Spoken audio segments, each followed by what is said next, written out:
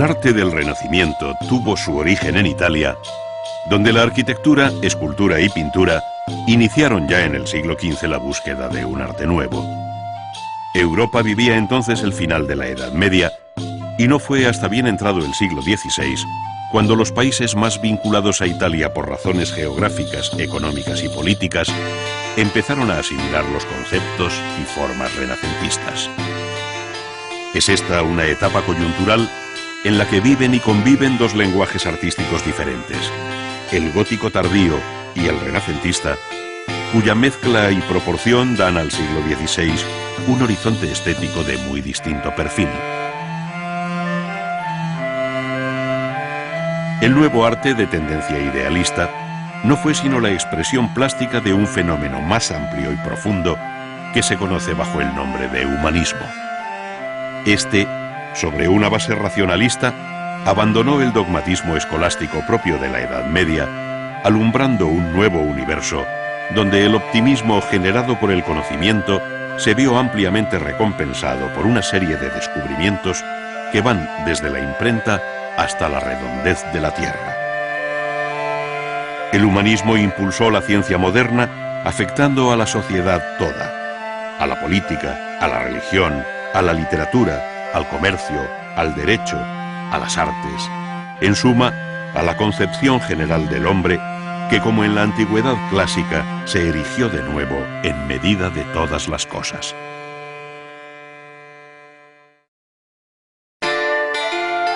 La recepción del arte italiano en Europa fue muy desigual,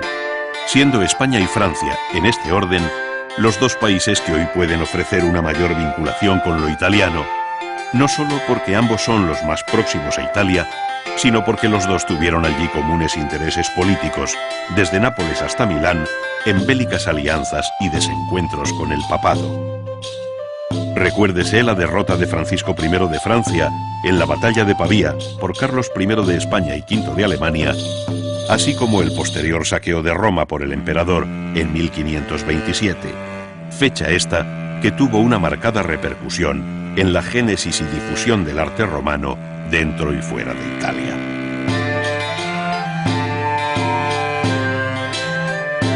La presencia del arte italiano en Francia fue alentada por el mismo monarca Francisco I y su interés por vincularlo a la corte quedó patente en la invitación real a Leonardo da Vinci,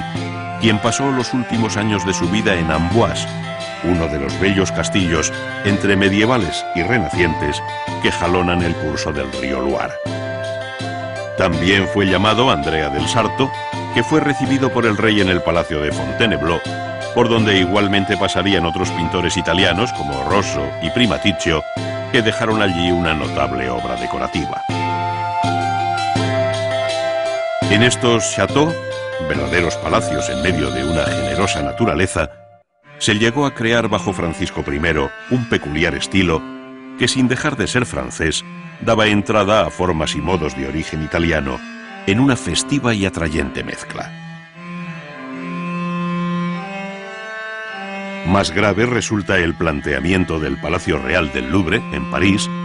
cuyo inacabado proyecto de Lescot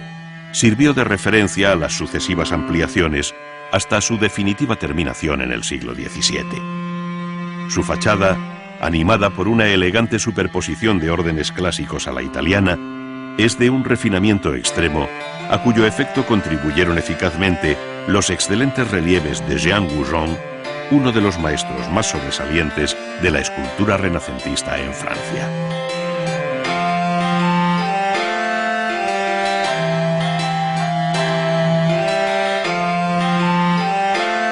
El interés por el desnudo y los modelos clásicos dieron al arte francés de la corte de Francisco I un sello de inconfundible personalidad en el contexto europeo. La estrecha relación política entre España e Italia en el siglo XVI favoreció igualmente la formación de un renacimiento español que conoció a lo largo del siglo formulaciones muy diferentes. Así, en el campo de la arquitectura, surgió en el primer tercio del siglo el llamado plateresco, nombre que revela el carácter decorativo de la piel que ahora envuelve y oculta las soluciones constructivas de tradición gótica. Este virtuosismo ornamental, del que Salamanca ofrece los ejemplos más acabados en las fachadas, portadas, patios y claustros de sus edificios universitarios, palacios, iglesias y conventos, fue cediendo el paso a un mayor equilibrio entre arquitectura y decoración hasta alcanzar una sustancial desnudez al final de siglo con la gran obra del monasterio de El Escorial. La arquitectura española alcanzó aquí su expresión más sólida y abstracta que, inspirada en el mejor arte romano del siglo XVI, lo supera en gravedad para erigirse en lo que sus contemporáneos llamaron la octava maravilla del mundo.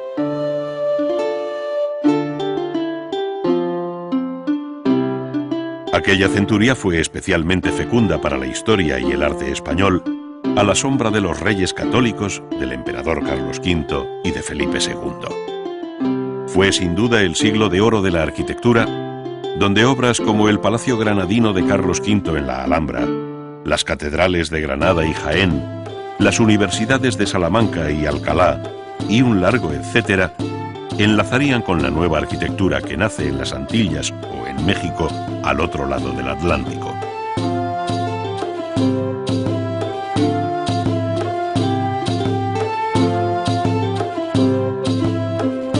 La escultura tuvo igualmente su referente en Italia, desde los mármoles de Fancelli hasta los bronces de los Leoni. Pero lo que mejor refleja el carácter de la escultura española es la talla en madera ricamente policromada, en la que perdura un aliento medieval. Algunos de los más relevantes escultores, como Diego de Siloé y Alonso Berruguete, llegaron a estar en Italia, aportando el primero un equilibrio y belleza formal propia del pleno Renacimiento, mientras que el segundo se hizo eco de todo lo gestual y expresivo que aportó el manierismo.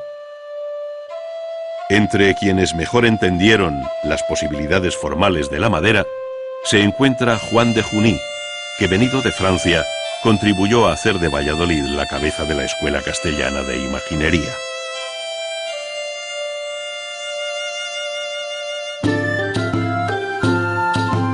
Al mismo tiempo, y en el campo de la pintura, los modelos italianizantes en la línea de Leonardo y Rafael fueron reemplazando a los tipos y composiciones góticas, especialmente evidentes en la escuela valenciana, llegando a surgir maestros con fuerte personalidad propia como Morales el Divino, de muy difícil filiación estética. No obstante, la figura de proyección universal de este siglo fue sin duda Doménicos Theotokópulos, conocido como el Greco, que, nacido en la isla de Creta y formado en Italia, entre Venecia y Roma, fijó su residencia definitiva en España. De su taller en Toledo salieron obras de un extraordinario interés dentro del más acusado manierismo, donde las formas, el color y la luz revelan un genio excepcional con el que se cierra el Renacimiento español.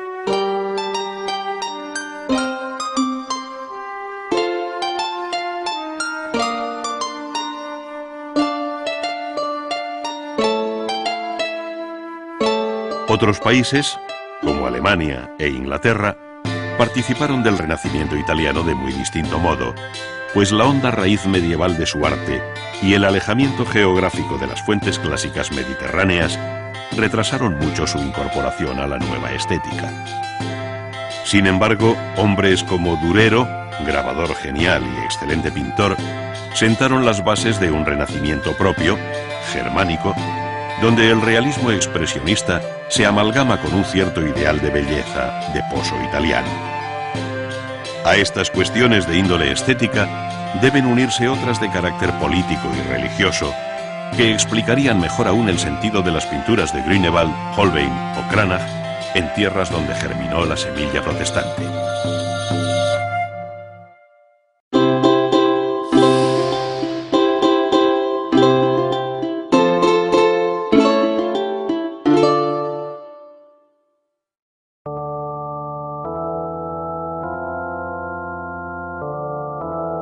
La ciudad de Florencia, capital de la Toscana, fue testigo en la primera mitad del siglo XV del nacimiento de un arte nuevo que en el campo de la arquitectura contó con el temprano genio de Filippo Brunelleschi. A él se debe el prodigio de la construcción de una gran cúpula sobre el cráter que hasta entonces ofrecía el crucero de la Catedral de Santa María del Fiore y que nadie había sido capaz de cubrir hasta entonces.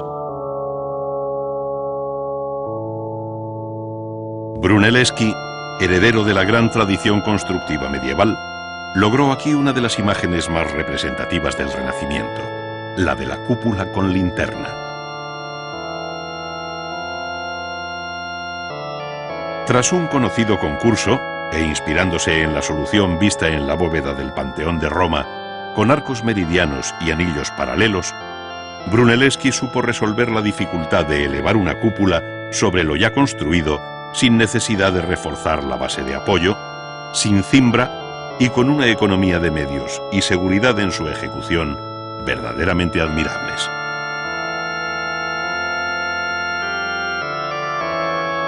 La gran luz de su vano, en torno a los 42 metros, quedaría como uno de los límites a los que ha llegado la historia de la construcción. El resultado final fue el de una cúpula de paños con perfil apuntado y construida en piedra y ladrillo, formada por dos hojas de diferente sección, la que se ve desde el interior de la catedral y la que se exterioriza dominante sobre el perfil de la ciudad, espacio envuelto y espacio envolvente.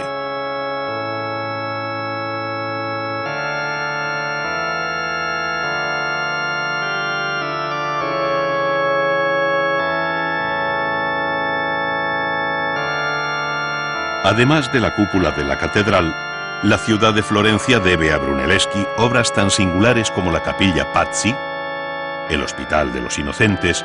o las iglesias de San Lorenzo y Santo Espíritu, ambas concebidas como una basílica de 3 naves y cubiertas planas, donde la columna recuperó su acepción clásica en lo que a orden y proporción se refiere.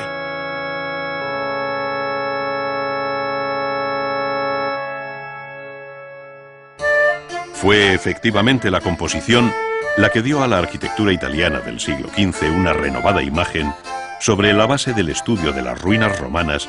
y de la atenta lectura de los 10 libros de arquitectura de Vitruvio. El redescubrimiento de este viejo texto latino resucitó el mundo de las proporciones y de los órdenes clásicos, despertando una verdadera curiosidad y pasión por la exégesis de aquel texto que parecía encerrar todos los secretos de la belleza de la arquitectura clásica. La proporción de la figura humana descrita por Vitruvio en la época del emperador Augusto y universalmente conocida a través del célebre dibujo de Leonardo da Vinci puede dar una idea de la importancia de aquel texto del siglo I dentro del humanismo renacentista. Vitruvio, haciéndose eco del principio de simetría griego, esto es, la relación de las partes entre sí y de éstas con el todo, hizo del cuerpo humano el canon o medida ideal de la arquitectura. Muchos fueron los artistas que siguieron esta doctrina, dando lugar a una formidable serie de tratados, entre los cuales destaca el De Re Edificatoria, escrito en latín por León Bautista Alberti, dividido en 10 libros, como el de Vitruvio, y publicado en Florencia en 1485, pocos años después de su muerte.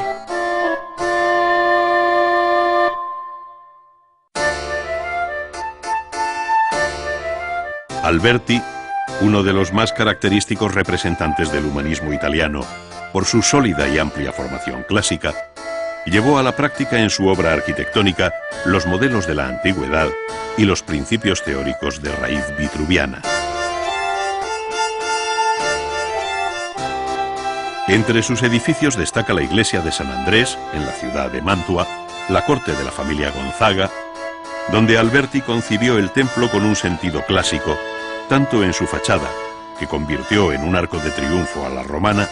como en su interior, de nave única, bajo una imponente bóveda de cañón con casetones que rivaliza con la arquitectura romana por su grandeza y unidad espacial.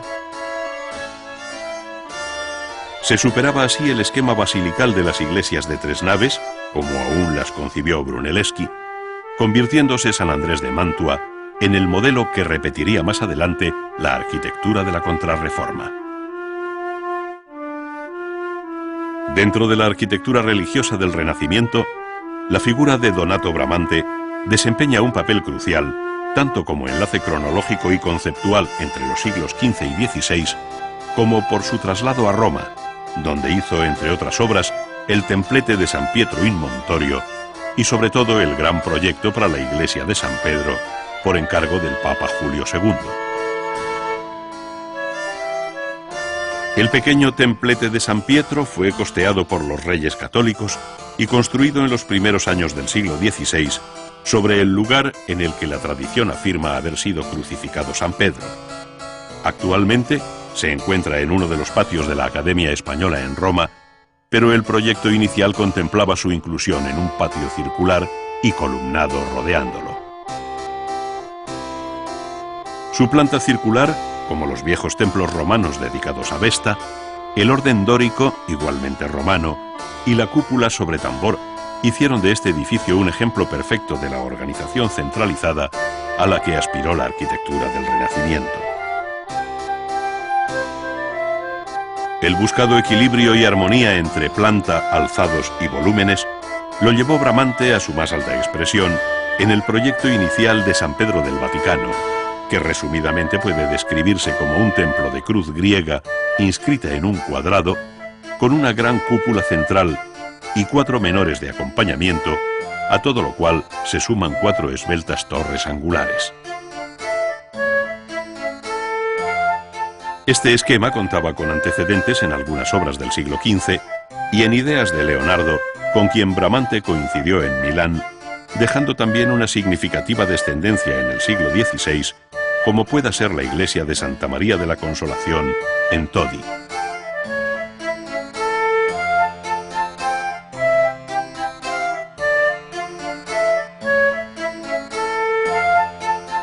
Muerto Bramante, las obras de San Pedro pasaron a las manos de Rafael, Peruzzi, Sangallo el Joven, Miguel Ángel y Carlo Maderna,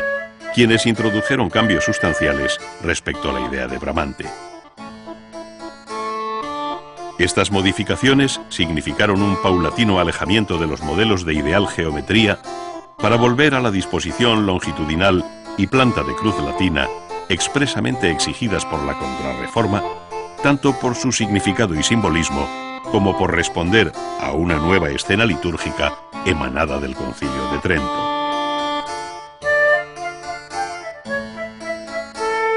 A este criterio obedecen las iglesias manieristas, como la del Gesù de Roma para los jesuitas, obra de Vignola y fachada de Giacomo della Porta,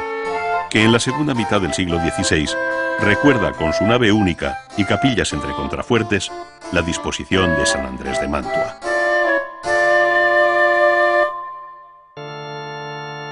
Fuera de Roma, las iglesias manieristas de mayor personalidad son las que Palladio proyectó en Venecia, con 1 o 3 naves de marcado desarrollo longitudinal, donde además del riguroso clasicismo de su estilo, interesa como novedad el tratamiento de la cabecera en la que se sitúa el coro. Así sucede tanto en la iglesia monástica de San Giorgio Maggiore como en el templo votivo del Redentor.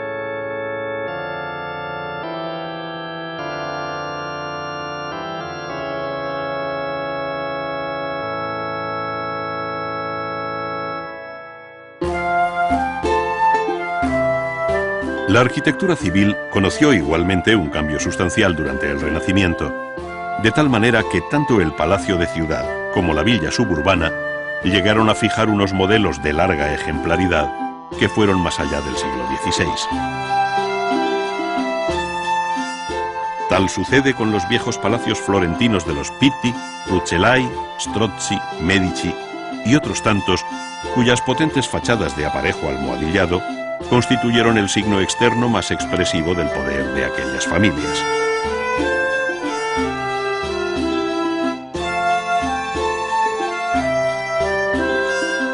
Los palacios de Roma buscaron su propia imagen, que sin duda culminó en el Palacio Farnesio, mandado construir por el cardenal Alejandro Farnesio, futuro Papa Paulo III.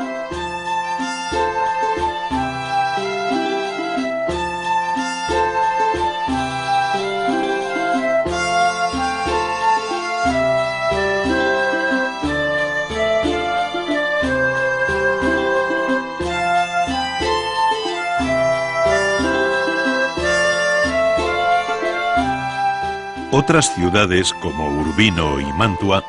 contaron igualmente con magníficos palacios ducales, sin excluir Venecia, que, sobre una concepción muy original, vio surgir sobre el Gran Canal las porosas fachadas de los palacios Vendramín, Corner y Grimani. Las villas suburbanas, acompañadas de amplios jardines, conocieron un espectacular desarrollo en el siglo XVI, ofreciendo Roma varios ejemplos importantes. Sin embargo, fue Andrea Palladio el arquitecto que mejor supo formular la idea de villa suburbana, dotándola en las tierras del Véneto de todos los elementos del lenguaje clásico romano, siendo universalmente conocida su villa rotonda en las inmediaciones de Vicenza.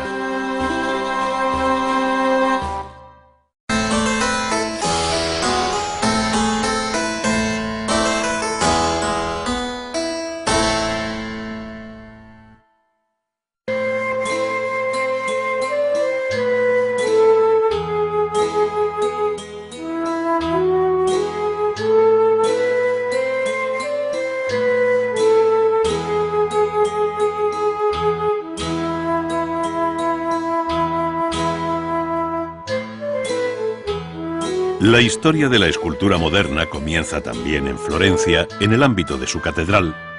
pues el concurso público para hacer los relieves en bronce de las puertas de su baptisterio, de acuerdo con las ejecutadas anteriormente por Andrea Pisano, hizo que se presentaran allí los más señalados escultores activos en la primera mitad del siglo XV. Entre ellos estaban Brunelleschi, autor de la cúpula de la catedral, y Ghiberti, quien finalmente obtendría el encargo. La muestra de los relieves que uno y otro hicieron para el concurso, representando el sacrificio de Isaac, dejan ver el distinto modo de concebir la escena,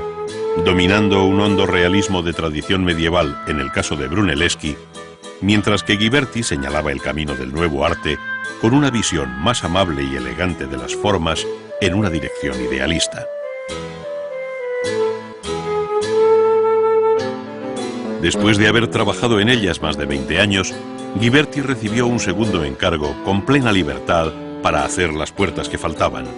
aquellas que Miguel Ángel bautizó como las puertas del paraíso, por la belleza de la composición, la elegancia de sus figuras y la profundidad del espacio. Ghiberti dejó aquí una lección viva de las posibilidades del relieve, con un rico estudio de sus planos, partiendo del más sutil bajorrelieve hasta lograr figuras prácticamente exentas en los primeros términos.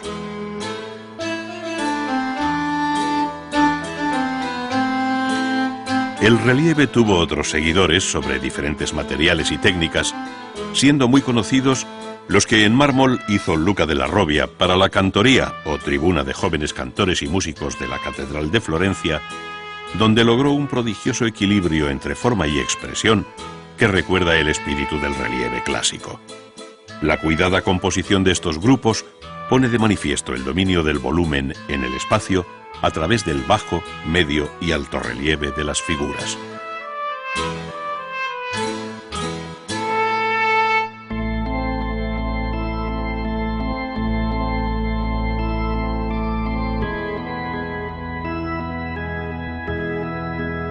El nombre de la familia della Robbia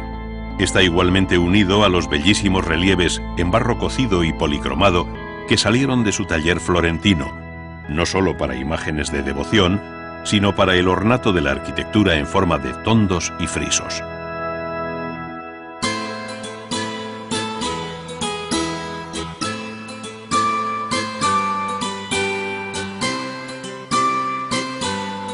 Además del relieve, la escultura italiana del siglo XV abordó con decisión la escultura exenta o de bulto redondo, que, unida al interés por el desnudo, hacía evidente su anhelo por resucitar los prototipos de la antigüedad.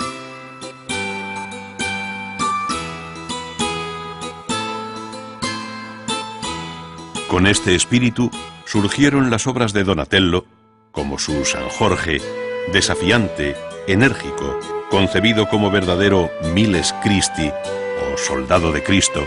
para la iglesia florentina de Or San Michele, y que hoy se encuentra en el Museo del Bargello, en compañía de otras obras de este maestro, como el amable y sinuoso bronce del David adolescente.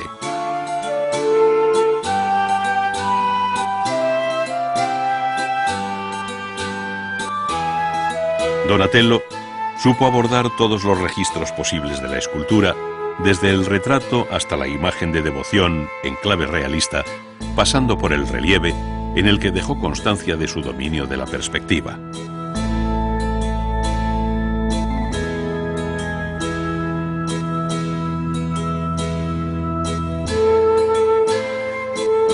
Una de las obras que mejor expresan su condición de gran escultor al modo antiguo es el monumental retrato ecuestre del condottiero Gattamelata. Inspirada en el de Marco Aurelio de Roma,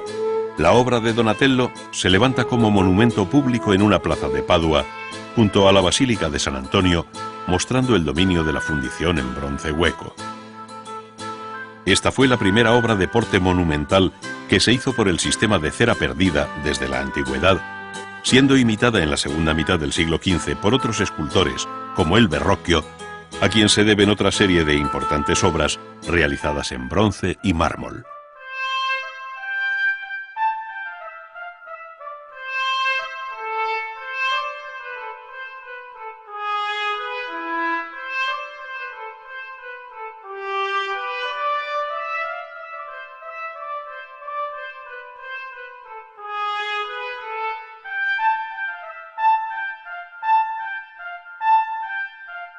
Antes de finalizar el siglo XV,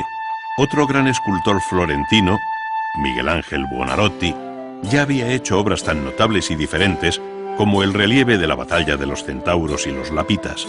imitando el barroquismo compositivo de los sarcófagos romanos, el Baco ebrio, siguiendo la gran estatuaria clásica, y sobre todo, la universalmente célebre Pietà del Vaticano, una de las obras más bellas que jamás haya salido de las manos de un escultor. Su composición piramidal y el suave modelado del cuerpo desnudo de Cristo sobre los pliegues de las ropas, así como la contenida expresión de rostros y manos, alcanzan un excepcional equilibrio entre emoción religiosa y pagana belleza. El mármol no tuvo secretos para Miguel Ángel, y en los años siguientes, ya dentro del siglo XVI, inició la colosal figura de David que en 1504 se colocó en la Plaza de la Signoria de Florencia. Se trata de la primera escultura de gran tamaño hecha por Miguel Ángel, con algo más de 4 metros de altura, en la que aborda el tema del desnudo al modo antiguo, advirtiéndose en ella la expresión enérgica y fuerza contenida que caracterizaron los años siguientes.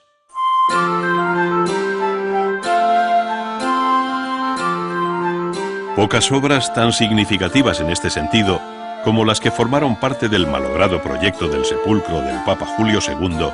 pensado para la nueva iglesia de San Pedro, pero que hoy conocemos dispersas por varias colecciones y museos. Se trata de Los esclavos del Louvre y de la Academia de Florencia, que junto al Genio de la Victoria y sobre todo con el Moisés de San Pietro in Vincoli, formaban parte de un conjunto de 40 esculturas con las que Miguel Ángel concibió el espectacular sepulcro.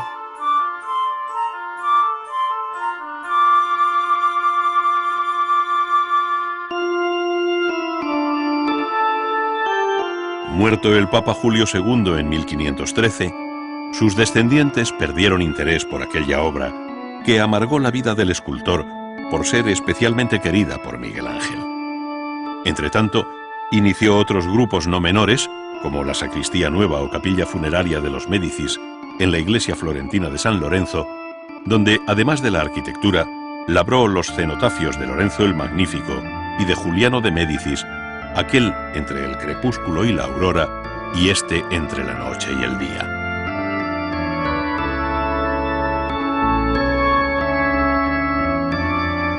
Al margen de su significado en relación con la vida y la muerte, Miguel Ángel trató estas figuras con una libertad extraordinaria,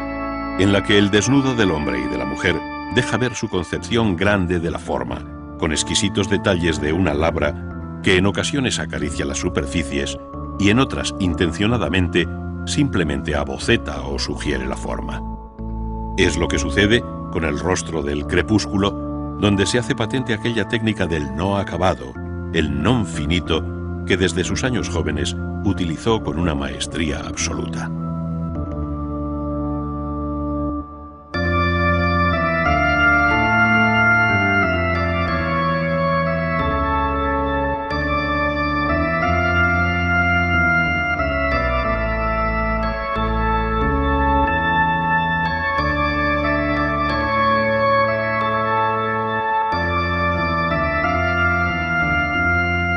Los años finales de la larga vida de Miguel Ángel como escultor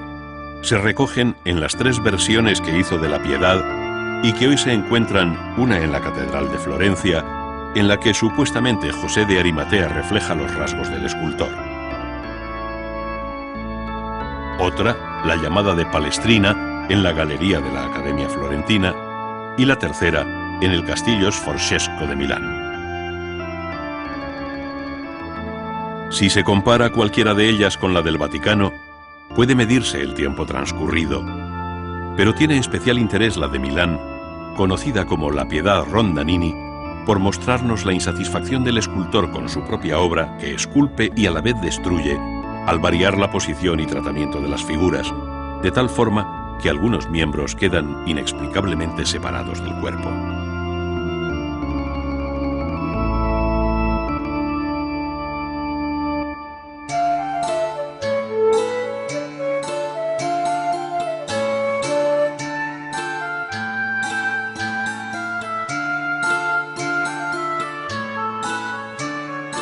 La obra de Miguel Ángel superó el propio Renacimiento para fijar las bases del manierismo, en cuyo ámbito se movieron otros muchos escultores, desde Ammanati hasta Juan de Bologna, quienes, junto a Benvenuto Cellini, labraron obras muy distintas, parte de las cuales se dieron cita en la bella plaza de la Signoria de Florencia.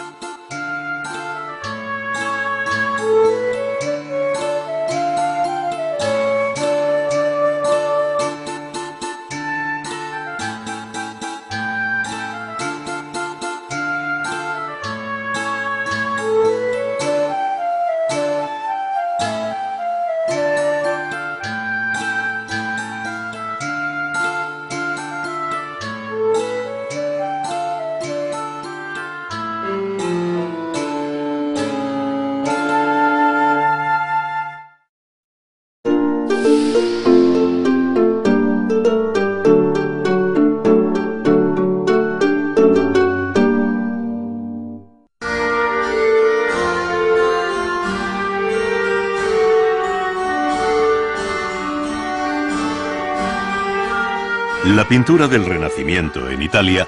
ofrece un panorama muy completo a lo largo del espacio y del tiempo, pues durante los siglos XV y XVI fueron muchos los talleres activos que se identificaron, a través de sus maestros, con determinadas ciudades. Entre estas sobresalieron Florencia, Roma y Venecia, sin olvidar otros centros que igualmente tuvieron un papel relevante, como Urbino, Mantua o Perugia.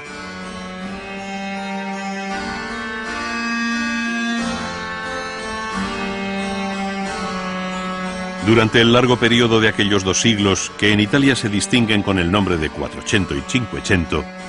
fueron muchas las cosas que cambiaron, de tal modo que entre la obra temprana de Fray Angelico y la tardía de Tintoretto media algo más que el simple tiempo transcurrido.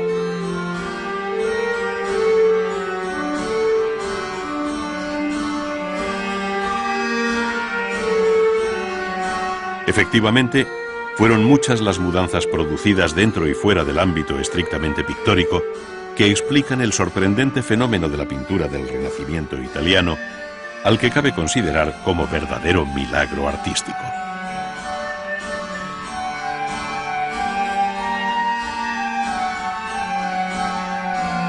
La pintura fue además para el arte del Renacimiento una referencia obligada como campo común de experiencias de cuyos resultados se nutrieron todas las artes hermanas. En ella se desarrollaron, por ejemplo, los principios básicos de la perspectiva que permitieron representar el espacio de un modo racional sobre una sólida construcción geométrica.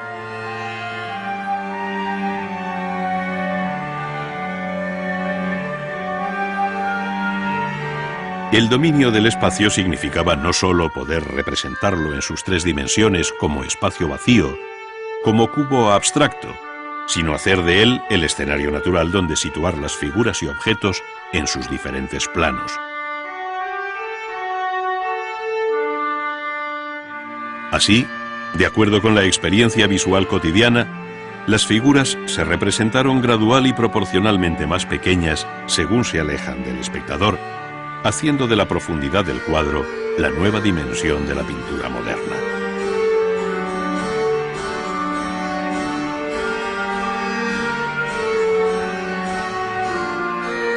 Desde muy temprano, hombres como Paolo Uccello o Mantegna se dedicaron a la construcción del espacio, poniendo en práctica determinados principios de la perspectiva y mostrando las figuras en atrevidos escorzos, primero en reposo y más tarde en movimiento.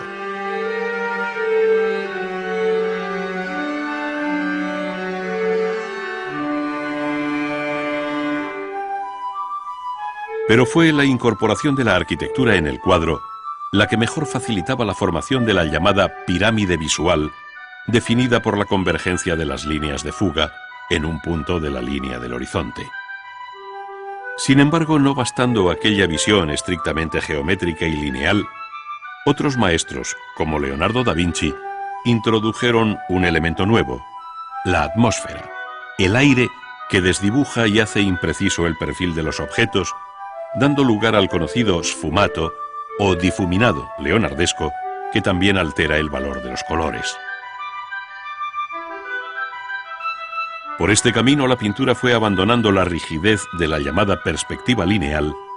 sustituyéndola por la perspectiva aérea en un proceso de paulatino acercamiento e imitación de la naturaleza.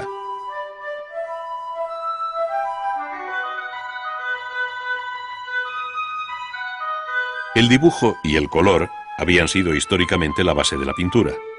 pero ambos fueron para los artistas del Renacimiento objeto de un riguroso análisis hasta el punto de crear dos tendencias muy marcadas dentro del arte italiano, especialmente en el siglo XVI. Una, vinculada a Florencia y Roma, donde el dibujo parece guiar al pintor, y otra, la veneciana, donde las manchas de color eclipsan la presencia del dibujo.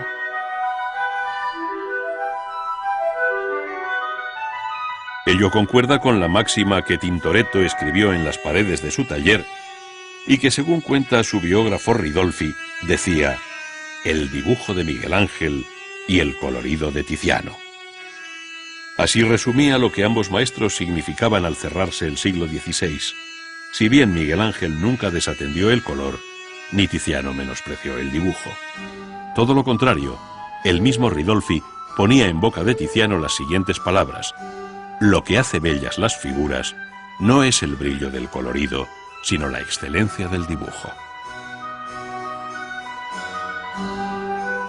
En el tránsito del siglo XV al XVI, se observa igualmente un cambio en el modo de entender la composición de la obra pictórica, pues a la sencilla presentación de las figuras en ordenadas series a un lado y otro del tema central, siguió en torno a 1500 el interés por fórmulas de escondida geometría. Es decir, la disposición de las figuras permite reconocer, por ejemplo, estables esquemas triangulares muy característicos del momento en el que el Renacimiento italiano alcanza su máximo equilibrio y serenidad. Esta claridad compositiva hizo crisis muy pronto, de tal manera que en torno a 1527, el año del saqueo de Roma por las tropas del emperador Carlos V, se advierte en la pintura un giro hacia composiciones más libres, inestables y caprichosas que preparan el camino al arte barroco del siglo XVII.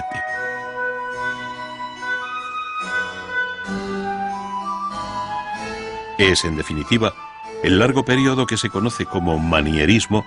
en el cual se tiende a imitar y mezclar los modos y maneras de los grandes maestros del pleno Renacimiento con un claro espíritu ecléctico.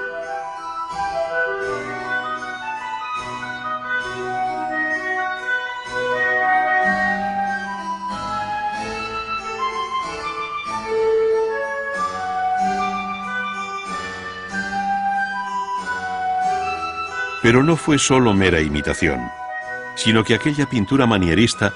alcanzó una gran personalidad en su mayor libertad expresiva cuando, desligándose del canon y modelos de la naturaleza, los recreó dotándolos de alargadas proporciones, alterando su color, buscando escorzos muy forzados o jugando con nocturnos efectos de luz.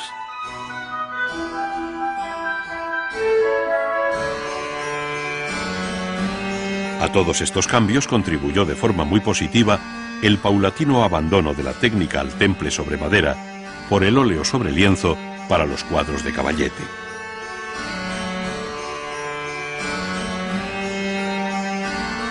No obstante, el gran arte italiano buscó en los grandes conjuntos de pintura mural su expresión más apurada, tanto para vestir el interior de las estancias palaciegas como para enriquecer los muros y bóvedas de las iglesias.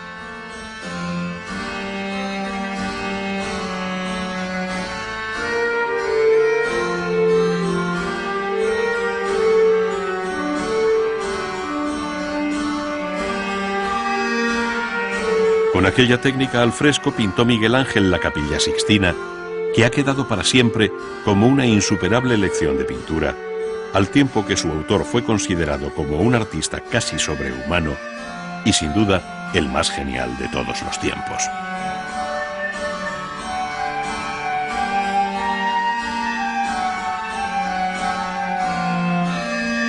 Giorgio Vasari, en sus vidas dedicadas a los maestros del diseño, ponderaba así a Miguel Ángel: quien, entre los muertos y los vivos, se lleva la palma, supera y oscurece a todos, es el divino Miguel Ángel Buonarroti. No solamente tiene la primacía en una de las artes, sino en las tres juntas.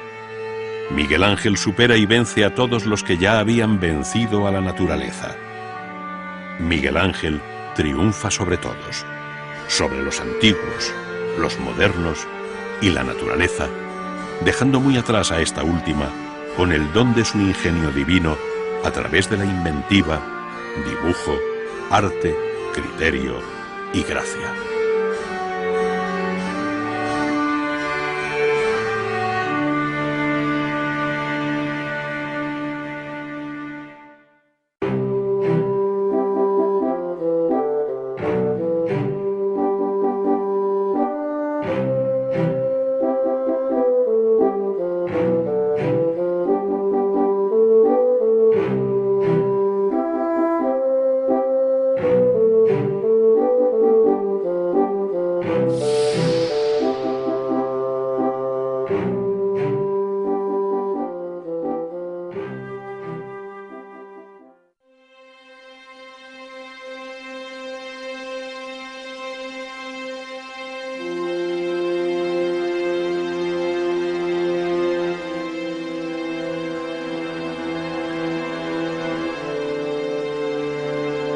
La pintura mural es una de las más tempranas manifestaciones de la historia de la cultura, pues el arte llamado parietal nos recuerda que ya en la prehistoria se sintió el deseo de cubrir grandes superficies con grabados y pinturas.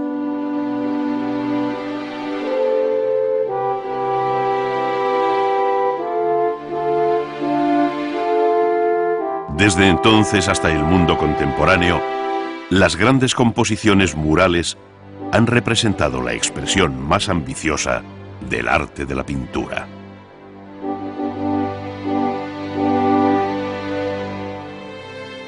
Bien puede decirse que la historia de la pintura mural tiene un heroico despertar en la cueva de Altamira, pues allí su techo ofrece una de las cimas de la historia del arte, donde la forma y el color alcanzan un equilibrio perfecto. Asombra considerar que con unos procedimientos tan rudos, que con grasas de animales y negro de humo, y en un estadio cultural tan primario, pudiera alcanzarse tal grado de madurez estética que llega hasta nuestros días como un arcano desafío.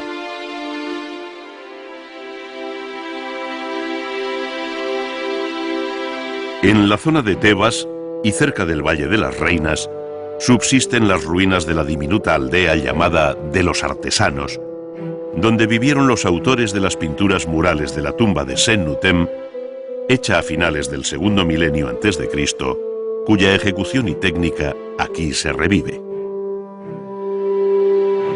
Después de preparar la superficie de la roca con barro mezclado con paja y de dar sobre este una capa de yeso fino, se preparan los utensilios para fijar sobre el muro los límites de la composición. Con la regla bien nivelada, se traza la línea horizontal básica y su paralela más arriba, repitiendo la operación con las dos líneas verticales que cierran lateralmente el campo sobre el que se va a pintar.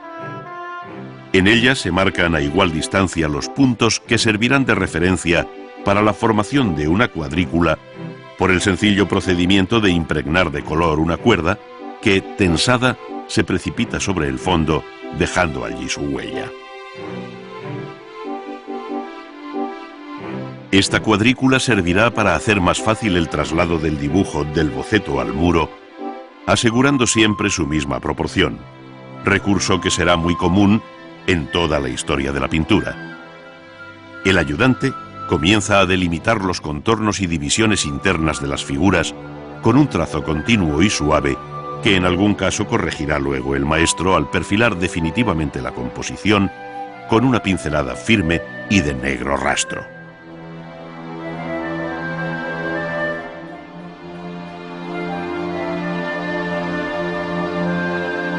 Se van preparando así los distintos campos cromáticos, se eliminan las líneas que ya no interesan y se empiezan a dar los primeros toques de color con un vasto pincel hecho de junco y machacado en su punta. Con él coge el color de unos cuencos de barro en los que se han disuelto en agua los distintos pigmentos de origen mineral, añadiendo algún aglutinante vegetal como la goma arábiga, de acuerdo con lo que se llama una pintura al temple.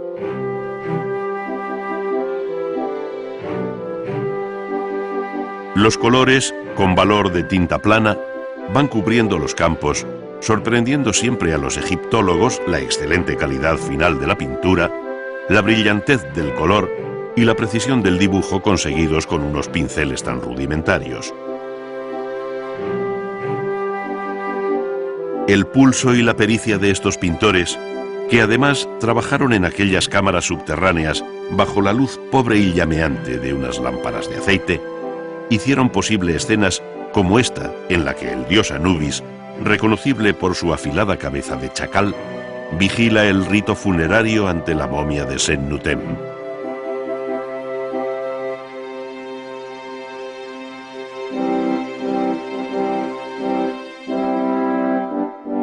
La pintura mural ha conocido en la historia varios procedimientos, y así en Roma se utilizó la técnica al fresco, que exige una cuidada preparación del muro con varias capas de diferente composición. Para la primera, dice el tratadista Vitruvio, hay que mezclar con la debida proporción arena y ladrillo machacado, a los que se añade cal grasa en pasta, hasta conseguir con el azadón un mortero homogéneo que se aplicará después sobre el muro en el que se va a pintar.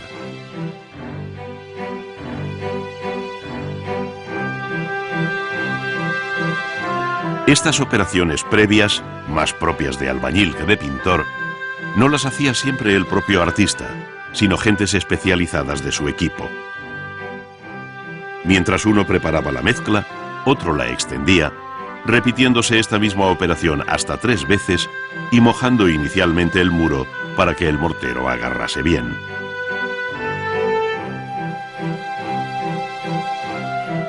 Seguidamente se rellenaban las oquedades que hubieran quedado con la ayuda de una paletilla. Antes de que se secase la primera capa de mortero, se daba una segunda más fina y hasta una tercera, como aconsejaba Vitruvio. El siguiente paso consistía en mezclar cal grasa y marmolina con agua para formar una pasta muy blanca y no demasiado espesa, con la que se enlucía el muro. Con ella, y aplicándola igualmente en una o más capas sucesivas, antes de que fraguase del todo la anterior, se alcanzaba una superficie tersa y blanca, idónea para pintar. Sin embargo, antes de dar el color, era necesario encajar el dibujo, valiéndose de reglas, escuadras y una cuerda tirante impregnada de color, que simplificaban el proceso, muy especialmente cuando se trataba de composiciones arquitectónicas como la de la Villa de los Misterios en Pompeya del siglo I a.C.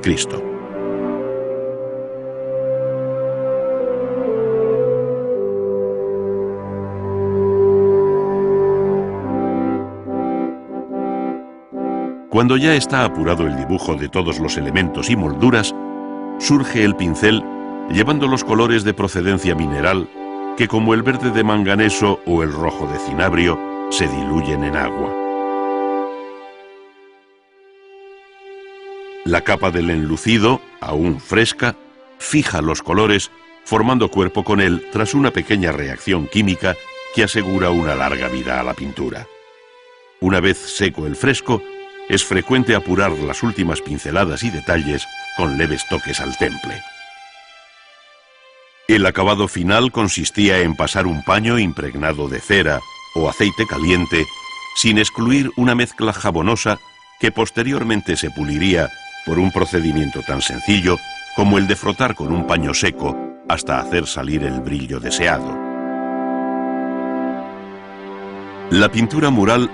vivió en el Renacimiento italiano una verdadera edad de oro, que culminó en el siglo XVI con el juicio final de Miguel Ángel en la Capilla Sixtina. La figura central de esta extraordinaria composición es la de Cristo Juez, cuyo dibujo preparatorio, con las mismas medidas que el original, se va a trasladar al muro ya preparado y debidamente humedecido.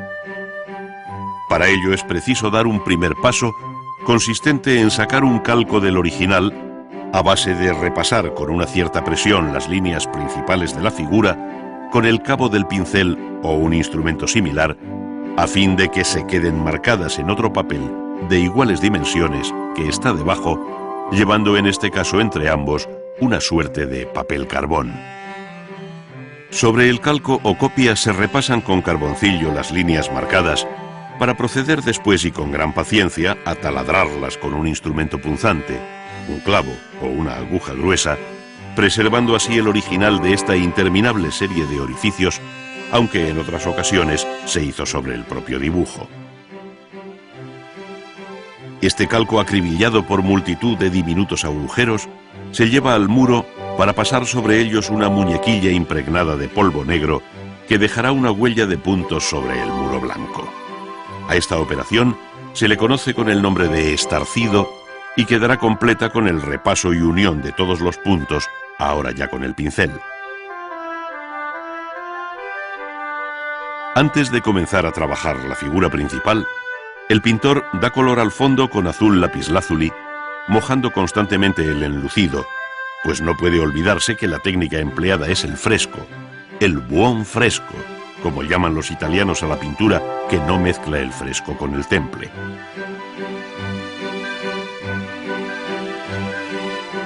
La primera tarea consiste en reservar la zona que se va a pintar en la jornada,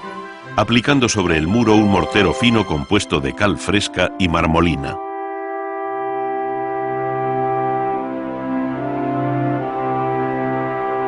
El pintor comienza atacando las sombras con pinceles de distintos tamaños y a veces con la ayuda de una esponja, pudiéndose observar cómo el color y el modo de dar la pincelada contribuyen a dar forma y volumen a la mano, de tal manera que sobre la superficie blanca inicial va surgiendo una mano viva y expresiva que esconde la tensión de una anatomía subyacente. Otro tanto sucede con el poderoso brazo, cuyo gesto es el centro de atención de todos, hasta convertirse en el punto culminante del juicio final. Con el mismo orden, va surgiendo el volumen de la cabeza, donde todavía se ven las líneas de puntos que guiaron el dibujo del pincel. Estos desaparecen bajo la mano segura del pintor, que en capas sucesivas va añadiendo pintura, cuidando siempre de mantener un determinado equilibrio entre las luces y las sombras con las que modela la figura.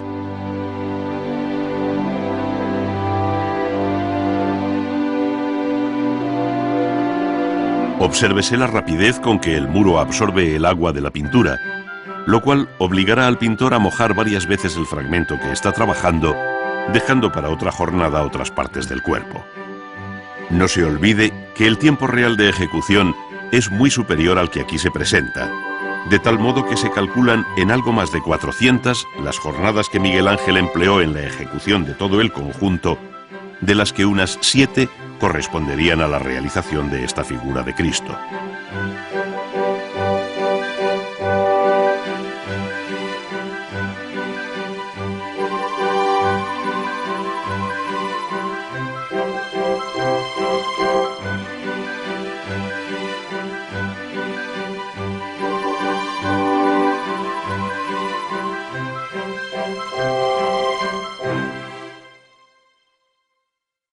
la llamada Quinta del Sordo de Madrid, donde vivió Goya entre 1819 y 1823, pintó el artista aragonés un extraordinario conjunto mural que, por el tono dominante y el carácter del mismo, conocemos como pinturas negras. Sin embargo, la mayoría fueron pintadas sobre otras anteriores que desaparecieron bajo estas, pintadas igualmente al óleo, pero de muy distinto signo. La primera imagen no puede ser más opuesta a las que le sucedieron, pues frente al tono primaveral y alegre, al brillante colorido, las pinturas negras venían a ser la negación de todo, de la luz, de la forma y del color, al menos tal y como entonces se entendía.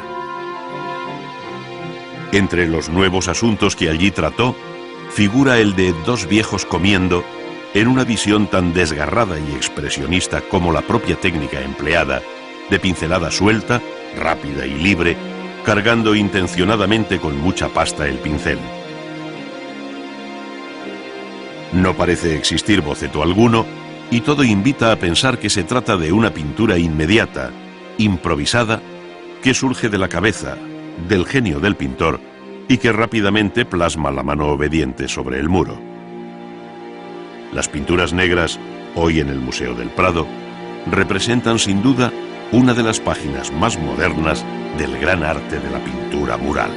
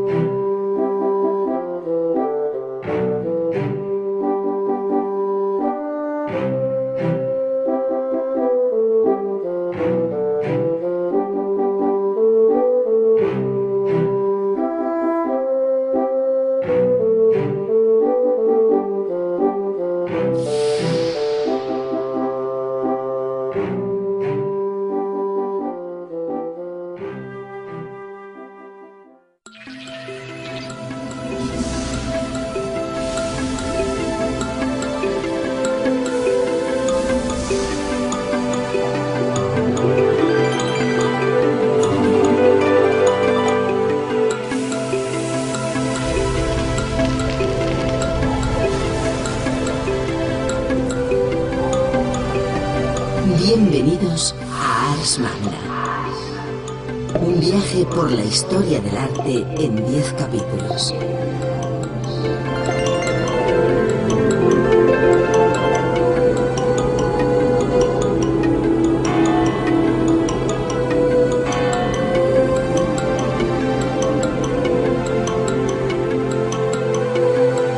A través de sus contenidos podrán recorrer la evolución de las diferentes disciplinas artísticas, conocer el arte producido en los 5 continentes y descubrir las técnicas empleadas por pintores, escultores, artesanos y constructores.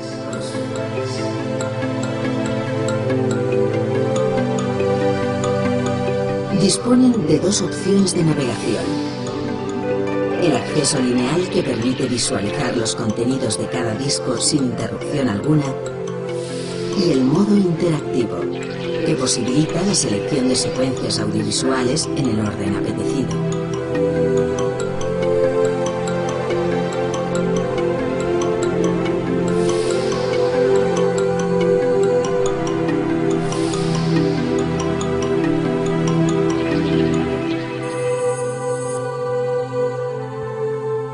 Su mando a distancia les permitirá recorrer y seleccionar las opciones dispuestas en los distintos menús.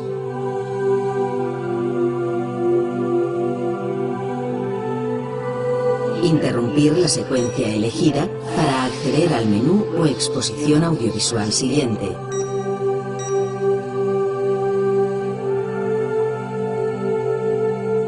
Cambiar el idioma de consulta sin interrumpir la secuencia en curso. Change the language sense interrompre la seqüència en curs. Y manejar su lector DVD como cualquier aparato de vídeo doméstico.